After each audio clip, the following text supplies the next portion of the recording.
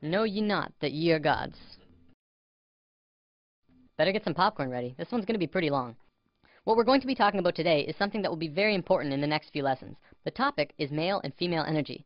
From there, we'll be talking about left brain and right brain, then the new children, and bring it full circle. Ready? Deep breath.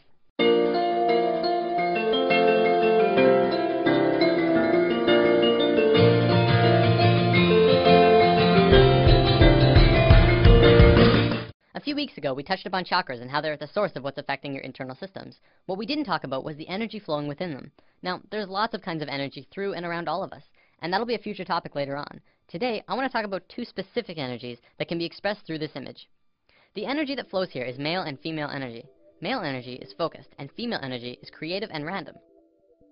Neither of them is greater nor weaker than the other, and both can be extremely powerful when fully manifested. Female energy is the land of unbridled possibilities, creative potential, and affecting the universe from within. Focused male energy takes direct roads from point A to point B. This energy can be as strong as a tank, accomplishing tasks and going where it needs to go with precision and without distraction. The important thing to know about this energy isn't how they move. I'm going to use some super basic sacred geometry to demonstrate this. This is the Fibonacci spiral. We're going to be talking a lot more about it when we dive into the topic. For now, all you have to know is that it starts at 1 and flows outward forever in a very specific way, and is present in all life everywhere. As male energy flows through the spiral, it goes from base point to point, from here to here, to here to here. It doesn't curve, it just goes straight where it needs to be. Female energy, however, would flow in the actual spiral. It would go around, going in and around outside all of the lines, but still getting to the same or similar results. This is the graphic representation of how it flows, but it also acts in the same way. From this understanding, you can see how we use these energies in our lives. It's the difference between driving straight to work and being on schedule all the time, and taking the scenic route because it's a more pleasant ride, even if it means being late.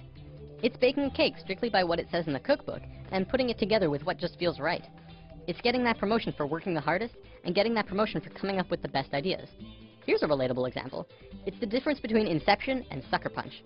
Both about dreams, but one of them being the masculine story of professional men just doing their no-nonsense work, trying to get the job done, and the other being the feminine story that was creative and random and, according to many, didn't make much sense. Both male and female energy, like the chakras, have their own traits. Male energy is linear, analytical, strategic, and practical. However, when male energy is constricted, it is very blundering and confrontational, and what tends to occur is not seeing all sides of a situation, or not being open to any other possibility other than the one being pursued. You can see a lot of that in today's society. Most commonly, we call it being closed-minded. Female energy, on the other hand, moves in curves. It does not stay inside the lines. It is creativity and movement and expression and emotion. It can do anything and go anywhere, but it has trouble sticking to schedule. If constricted, it can get out of its flow, running rampant between emotions and mood swings and ideas. The creativity could get jumbled and come out as an out-of-control mess. We don't have this widespread issue in today's society, and it has a lot to do with our brain hemispheres. We're going to look at that in a moment. One big difference between the two is that male energy looks at parts and female energy looks at wholes. Before I go on, I want to make this clear. Male and female energy has very little to do with sexual orientation. Like, it's in the mix, but it's not a fundamental part of the energy itself. For example, if you look at the shape of male and female bodies, men have straighter bodies, women have curvier bodies. We'll probably come back to this in a lesson down the road. Okay, brain hemispheres. We have 2 of them, and if you remember what you learned in grade 10 biology, this will be familiar. The left brain is the male energy side of the brain. It is orderly, statistical, logical, and mathematical. It sees things in straight lines, rational and practical. The right brain is the female energy side of the brain. It is our creative side, a free spirit. It is passion and experience of taste and feeling, movement and art. As is the same with the energy, the left brain cannot make sense out of the right brain. You cannot put feelings and expressions within boxes. They must be felt to be truly experienced. The right brain, too, cannot make sense about how the left brain understands things. Okay, so as a species, we are primarily left-brained. Well, incredibly left-brained. This basically means that, as a species, we essentially have a male energy imbalance. There is way too much of it. It is dominant and is constricting on the female side of the brain. Now, don't get me wrong, this isn't a bad thing. In fact, it's kind of a blessing in disguise, but we have to talk about some other things first. So, there's nothing wrong with our female energy. We're just not really using it to potential. Our male energy is really messed up, and that's why we're where we are right now.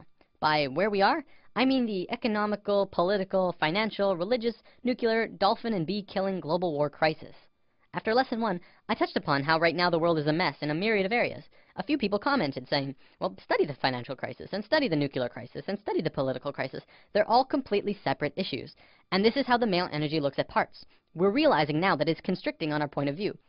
As a whole, all of these issues together are further proof that we don't understand how to be harmonious because our male energy is out of sync with each other and the planet. So let's look at indigo children and super psychics. There's a new type of children being born on Earth. Since sometime in the 80s, new children started appearing with different or unusual traits. Their numbers began to increase, and today, nearly 100% of all children born in North America are indigo children. So what are these traits? Let's go over a list developed by Jan Yordi, a play therapist who has been studying and working with indigo children for about 4 years now.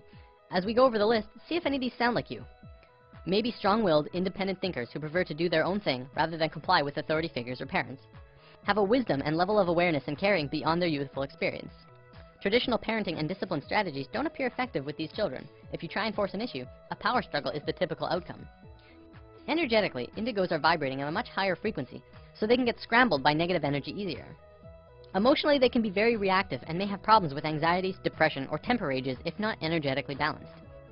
Are creative right-brain thinkers, but may struggle to learn in a traditional left-brain school system. Often, indigos are diagnosed as having ADD and ADHD, since they appear impulsive. This is because their brain can process information faster, and they require movement to help keep them focused. Indigos are very intuitive, often psychic, and may hear, see, or know things that seem unexplainable. Indigos may have more problems with food or environmental sensitivity since their system is more finely tuned. When their needs are not met, these children appear self-centered and demanding, although this is not their true nature. These children have incredible gifts and potential, and may be shut down when not properly nurtured and accepted. So what's causing this? Well, for one, there are 2 new DNA blocks being activated within these kids. They are microcephalin and ASPM. Both of these blocks are designed to regulate brain growth, giving the kids a broader spectrum of thinking and a newer way of learning. Because of this, the average IQ of an indigo child is about 140, which is 40 to 50 points higher than the average IQ. We're just learning now that our school system's methods of teaching are becoming outdated. It's because our kids are changing. We're going to look at the broader spectrum of why this is happening in a moment. For now, let's move on to the badassery that is the super psychics. These kids are hardcore. They can do anything, literally. Some can move solid objects through walls with their minds. Some are blind, yet they can see everything around them from a myriad of different screens within their head. There are some who can look at a person and know absolutely everything about a person just from looking at them, including when they'll die. So, why haven't we heard about this? You'd think this would be huge in the world. Well, for one, almost all super psychic children are in China, and almost all of the evidence is hardly ever rendered into English, although some of it does make it into the public in China. If you want to learn more about this, the book China's Super Psychics by Paul Dong and Thomas Raphael is a great starting place. Before we wrap up, we totally have to bring this video full circle. What on earth do the new children have to do with male and female energy? Isn't it obvious? Indigo children are directly connected to our species' male energy, and super psychics to our female.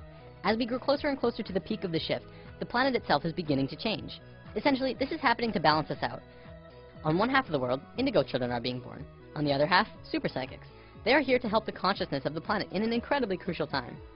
There are way more indigo children on the planet than super psychics because it's our male energy that needs to understand. It's through the indigo children and their new way of thinking which is affecting the consciousness of the planet, putting us back onto the harmonious path. As we just learned, to understand things, it takes 2 to tango. You cannot only understand something by reading about it. You need both sides of the brain to click. In the modern world, things like astral projection and channeling aren't really considered science. One of them is exploring different realms outside of the body, and one is communicating with beings of higher consciousness. And yet, because we can only seem to measure it from experience, it doesn't qualify to be legitimate. Because of this left brain constriction, we have lost a major part of what life is about. See, what we have is called polarity consciousness. We see everything in 2 ways, good or bad, hot and cold, right and wrong, religion and science. To once again become harmonious with each other on the planet, we have to learn to understand again from the left brain. When this happens, we can move out of polarity consciousness into unity consciousness, and that's essentially where we're going. That about wraps it up. See you next time. We are stranded in this one moment, a movement, spiraling in fractal design, but your mind caught up a linear time.